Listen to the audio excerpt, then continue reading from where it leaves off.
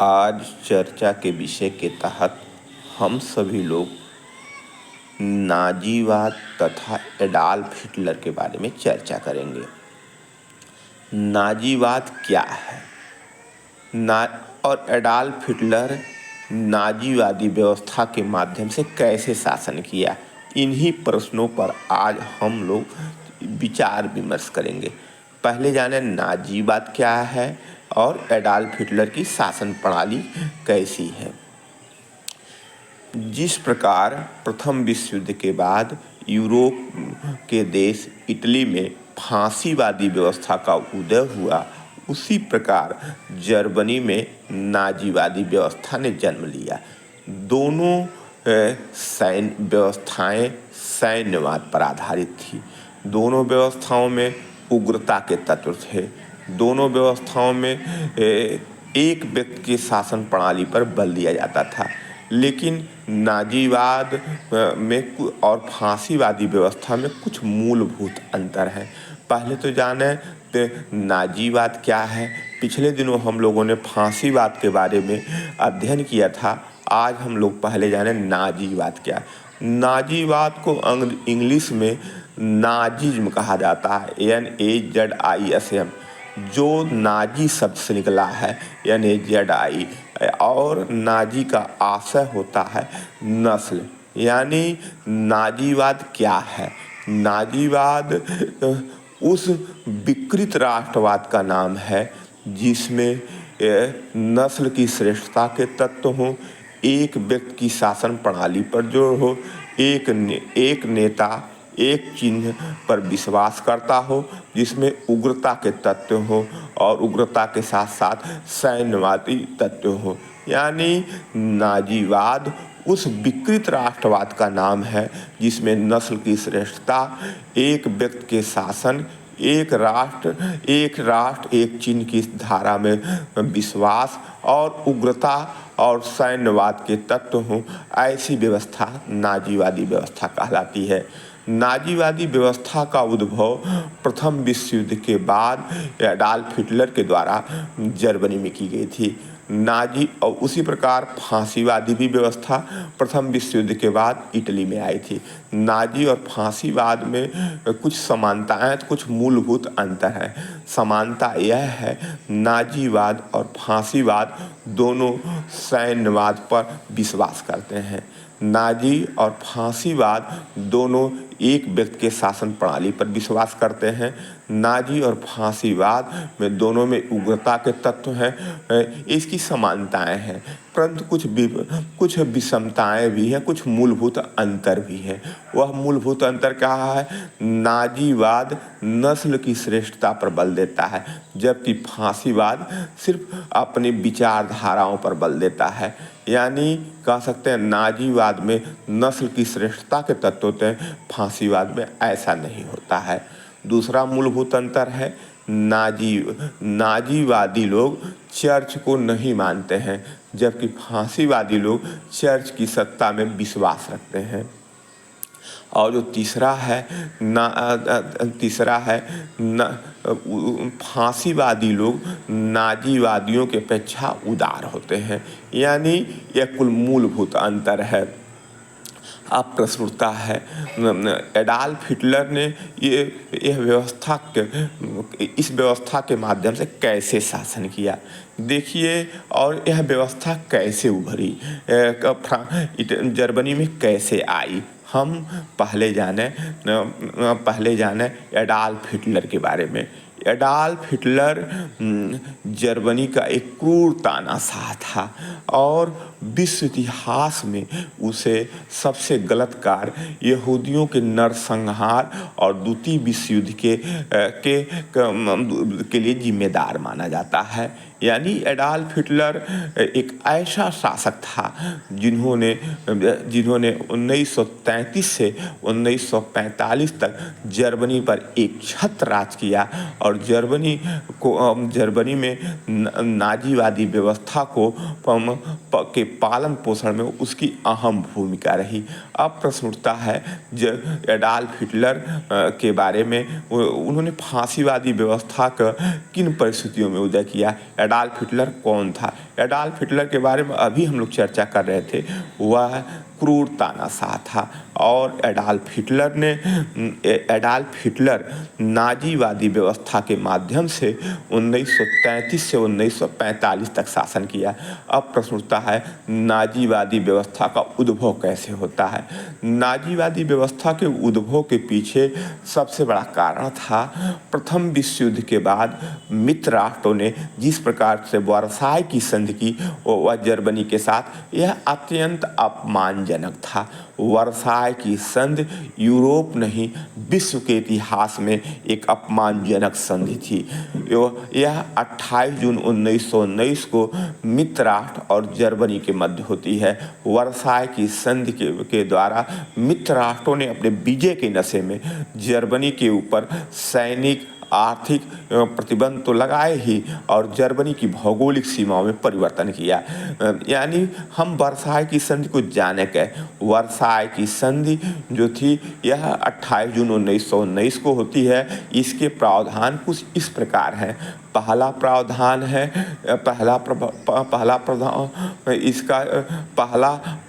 है जर्मनी को प्रथम विश्व युद्ध का उत्तरदायी माना गया था। ऐसे में मित्र राष्ट्रों का दबाव था, इसमें प्रावधान कराया था दबाव के माध्यम से जर्मनी युद्ध का हर जाना दे, चाहे वह संसाधन के रूप में दे अथवा धन के रूप में दे। इसमें किस्तों की व्यवस्था की गई थी। और दूसरा जो प्रावधान था, जो प्रसा के शासक विलियम कैसर को प्रथम विश्व युद्ध के लिए जिम्मेदार माना गया था, और प्रसा के शासक विलियम कैसर को जिम्मेदार। ऐसे में विलियम कैसर के ऊपर अंतर्राष्ट्रीय न्यायालय में मुकदमा चलाने की बात कही गई थी। विलियम कैसर के ऊपर अंतर्राष्ट्रीय न्यायालय में मुकदमा। और तीसरा था जर्मनी और फ्रांस के बीच बिस्मार्क के शासनकाल से ही कुछ तनाव थे। बिस्मार्क ने अपने सैन्य बल और कूटनीति के बल पर उन्होंने फ्रांस से आल्सस और लारन के प्रदेश छीने थे। आल्सस और लारन जर्मनी और फ्रांस की सीमा पर स्थित था, और यह लोहे और कोयले के उत्पादन के दृष्टि से अत्यंत महत्वपूर्ण था। बिस्मार्क अपनी सैन्य क्षमता और कूटनीति से सडोवा युद्ध के बाद इन क्षेत्रों पर नियंत्रण कर लिया था। वर्साय की संधि के माध्यम से इन क्षेत्रों को पुनः फ्रांस को वापस करना पड़ा। यानी कह सकते हैं। और चौथा चीज था सैन्यवाद पर, सैन्य पर लगाम लगाने की कोशिश थी जर्मनी की जल सेना, थल सेना और वायु सेना, तीनों सेनाओं में मिला करके कुल 1 लाख सैनिक ही रख सकता था। यानी जर्मनी के ऊपर सैन्य प्रतिबंध लगा गए। वर्साय की संधि दुनिया की सर्वाधिक विवादित और एकपक्षीय संधि रही। ये वर्साय की संधि का ही परिणाम था कि जर्मनी में व्यापक असंतोष था। यह जर्मनी के लिए अपमान था। 1933 में जब एडॉल्फ हिटलर शासक बना तो उन्होंने सबसे पहले वर्साय की संधि को नाश हो इसका नारा देता है। एक तो ये चीज़ें हैं। दूसरी चीज़ है जर्मनी के ऊपर सैन्यवाद का जो प्रतिबंध लगा था, यह एडॉल्फ हिटलर और वहाँ की जनता को मंजूर नहीं था। यानी कह सकते हैं प्रथम विश्व युद्ध के बाद मित्र राष्ट्रों और अंतर्राष्ट्रीय परिस्थितियों ने जर्मनी की जनता में असंतोष उत्पन्न कर दिया। ऐसी स्थिति में जो जर्मन लोग एक उग्र शासन की अपेक्षा करते थे, एडॉल्फ हिटलर ने इसको पूर्ण किया। और दूसरा चीज़ है जर्मनी में नाजीवादी व्यवस्था के उदय के पीछे हिटलर का व्यक्तित्व को और उसके व्यवस्था पर।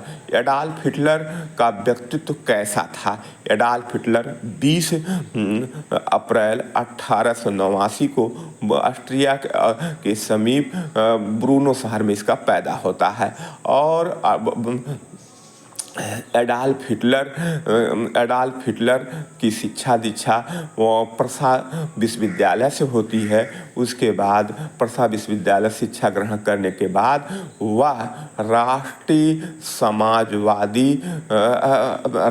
समाजवादी पार्टी, जिसे नाथसी पार्टी कहा जाता था, इसी के बैनर तले उन्होंने अपने सिद्धांत नीतियों का प्रचार प्रसार किया और बाद में 1924 के बाद वह जेल भी जाता है और जेल के दौरान उन्होंने एक पुस्तक लिखी थी जिसका नाम है मीन काम्प मेरा संघर्ष। यह पुस्तक कहा जाए ईसाइयों का पवित्र ग्रंथ बाइबिल के समतुल्य है और मीन काम्प में वह जर्मनी की तत्कालीन सामाजिक राजनीतिक परिस्थितियों तथा अपने उद्देश्यों को बताता है। मीन काम्प के माध्यम से इसका हम पता लगा सकते हैं। अब हम चलते हैं एडॉल्फ हिटलर 1933 में जर्मनी का शासक बनता है और 1934 में वह राष्ट्रपति और प्रधानमंत्री दोनों के पदों पर अपना नियंत्रण करता है और 1934 से 1945 तक वह जर्मनी में एक छत्र शासन किया। अब उसकी कार्यप्रणाली क्या थी? पहला काम था उन्होंने विरोधियों का दमन किया था। विरोधी कौन थे? एडॉल्फ हिटलर के दो बड़े विरोधी थे। पहला विरोधी कौन था? यहूदी थे और दूसरा कौन था? समाजवादी लोग थे। जर्मनी में सर्वाधिक यहूदियों पर जो अत्याचार और नरसंहार हुए, जिसे इतिहास में एक काले अध्याय के रूप में जाना जाता है, इसका सर्वाधिक जिम्मेदार कौन था? एडॉल्फ हिटलर था। एडॉल्फ हिटलर को जर्मनी में यहूदियों के नरसंहार के लिए जाना जाता है।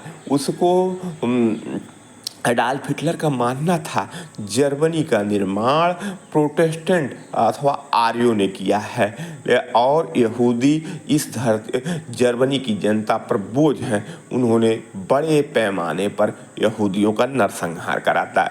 दूसरे बड़े विरोधी कौन थे? दूसरे बड़े विरोधी थे वह थे समाजवादी लोग। समाजवादी का मतलब होता है जो मार्क्स के सिद्धांतों पर विश्वास करें, जो इसमें श्रम और मजदूरों की महत्ता पर बल दिया जाए। एडॉल्फ हिटलर इन समाजवादियों का घोर विरोधी था। समाजवादियों के दमन में कोई कसर नहीं छोड़ा। यानी एडॉल्फ हिटलर के बारे में कहा जाए तो उन्होंने मजदूर और इसके साथ साथ यहूदियों का बड़े पैमाने पर दमन किया और इतिहास के पन्ने पर यहूदियों को उसे नरसंहार के लिए याद किया जाता है। दूसरा चीज़ है एडॉल्फ हिटलर एक शासन प्रणाली में, एक व्यक्ति के शासन प्रणाली में विश्वास करता था। यानी संपूर्ण सत्ता का दायित्व अपने हाथों में लेता था। एक व्यक्ति की शासन प्रणाली क्या है? संपूर्ण सत्ता का नियंत्रण अपने हाथों में लेना एक व्यक्ति के शासन प्रणाली पर आधारित है। और जो तीसरा जो है शिक्षण व्यवस्थाओं में उसका स्वरूप क्या था? शिक्षण संस्थाओं में उन्होंने सिर्फ कह सकते हैं उन्हीं लोग को शिक्षकों को नियुक्त किया जो नाजीवादी व्यवस्था में सरोकार रखते थे। यानी एडॉल्फ हिटलर उन्हीं शिक्षकों को तैनात किया जो नाजीवादी व्यवस्था में विश्वास रखते थे। यानी दूसरे शब्दों में कहा जाए एडॉल्फ हिटलर शिक्षण संस्थाओं को नाजीवादी स्वरूप दिया, नस्ल की श्रेष्ठता का तत्व दिया। और इसके साथ साथ एडॉल्फ हिटलर के बारे में उसकी गृह चीज़ें क्या थी? एडॉल्फ हिटलर तानाशाह था, लेकिन जर्मन के कल्याण के लिए उन्होंने कुछ काम किए थे, जैसे बड़े पैमाने पर उद्योग धंधों का निर्माण। जर्मन में रोजगार की प्राप्ति के लिए बड़े पैमाने पर रोजगार धंधों कारखानों का प्रतिष्ठानों का निर्माण कराता है। इसके साथ साथ कृषि व्यवस्था को उन्नतशील बनाने के लिए विभिन्न वैज्ञानिक पद्धतियों का प्रयोग करता है और इसके साथ साथ जर्मनी को यूरोप का एक शक्तिशाली राष्ट्र बनाने के लिए जिसका आधार सैन्य हो, इस पर वो बल देता है। यानी मुसोलिनी की भांति एडॉल्फ हिटलर में कुछ जन कल्याणकारी तत्व थे, जन कल्याणकारी नीतियाँ थीं। अब हम एडॉल्फ हिटलर की कुछ विदेश नीति के बारे में हम लोग चर्चा करते हैं। एडॉल्फ हिटलर 1934 में वह पोलैंड के साथ एक अनाक्रमण संधि करता है। पोलैंड के साथ अनाक्रमण संधि करता है। इसमें कहता है यदि रूस जर्मनी अथवा पोलैंड पर हमला करते हैं हम दोनों लोग मिलकर लड़ेंगे, तो लेकिन और एक दूसरे के प्रति सहयोग करेंगे।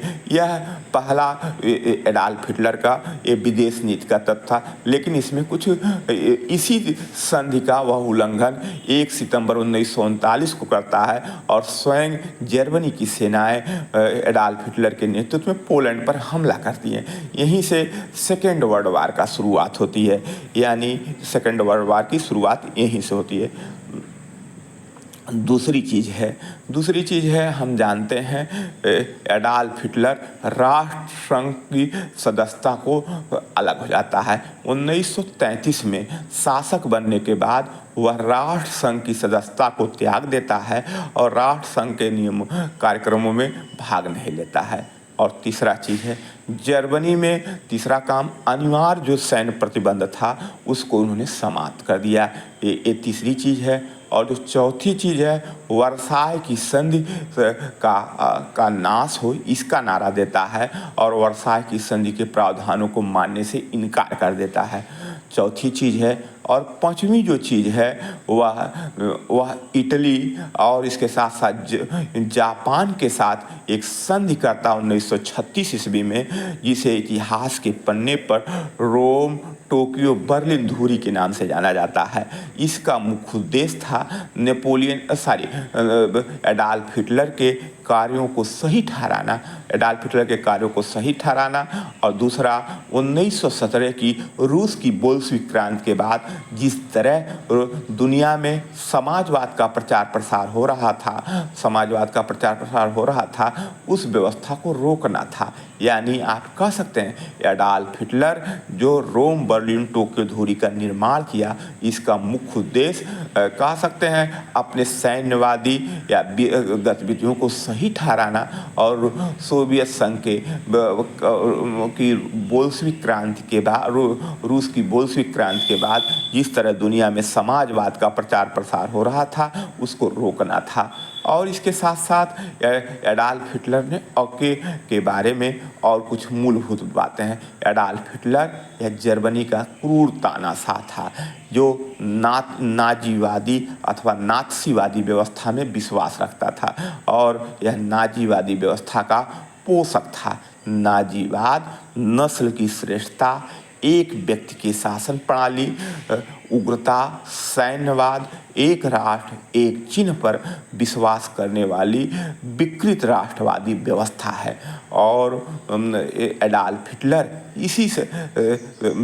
इसी व्यवस्था के माध्यम से 1933 से 1945 तक जर्मनी में शासन किया। और इसके शासन का सर्वाधिक शिकार यहूदी और समाजवादी लोग हुए। और एडॉल्फ हिटलर की व्यवस्था ने ही एडॉल्फ हिटलर की शासन प्रणाली ने द्वितीय विश्व युद्ध को जन्म दिया। 1 सितंबर 1939 को सेकेंड वर्ल्ड वार चालू हो जाता है। इसके लिए एडॉल्फ हिटलर की तानाशाही एक तंत्र शासन प्रणाली और उसके द्वारा पोलैंड पर हमले को बेहद हद तक जिम्मेदार माना जा सकता है।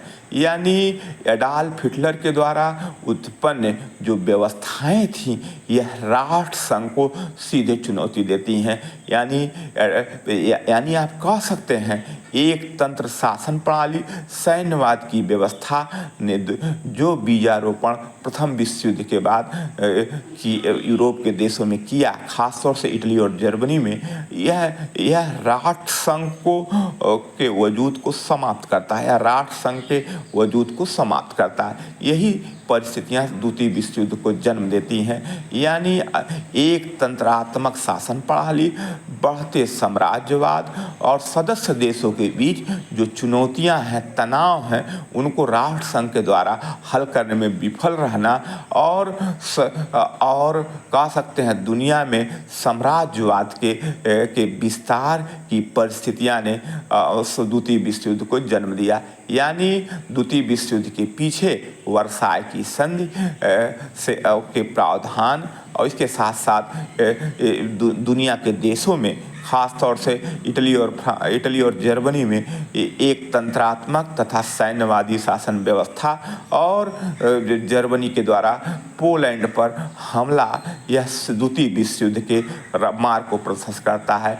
द्वितीय विश्व युद्ध दुनिया की एक महान त्रासदी थी, बहुत बड़ी त्रासदी थी। विश्व युद्धों के बारे में आइंस्टीन का मानना है प्रथम विश्व युद्ध तो हुआ, द्वितीय विश्व युद्ध भी चल रहा है, और तृतीय विश्व युद्ध होगा और चौथा कभी नहीं होगा। यानी जो 20वीं सदी दो महान विश्व युद्धों को त्रासदी देखी। इसके मूल में सैन्यवाद, साम्राज्यवाद और कह सकते हैं उपनिवेशवाद के तत्व अंतर्निहित थे। यानी एडॉल्फ हिटलर की जो नाजीवादी व्यवस्था थी, दुनिया में एक तंत्रात्मक और सैन्यवादी व्यवस्था को आरंभ किया, जो लोकतंत्र की दिशा में, इसमें सभी का प्रतिनिधित्व और भागीदारी का सिद्धांत कर देता है। इसके लिए बड़ा अपमान था, बहुत बड़ा अपमान था। यानी आप कह सकते हैं, देख सकते हैं, एडॉल्फ हिटलर की शासन प्रणाली, नात्सीवादी व्यवस्था, जिसने जर्मनी में रक्त बहाया हो, यहूदियों का नरसंहार किया हो, इसी का परिणाम था वह 30 अप्रैल 1945 को एडॉल्फ हिटलर जर्मनी के एक बंकर में अपनी आत्महत्या कर लेता है। यानी एडॉल्फ हिटलर जर्मनी के क्रूर नस्ल की श्रेष्ठता पर शासन करने वाला शासक था। उसकी व्यवस्था नाजीवादी व्यवस्था का। हिटलर को विश्व इतिहास में एक तानाशाह के रूप में देखते हैं।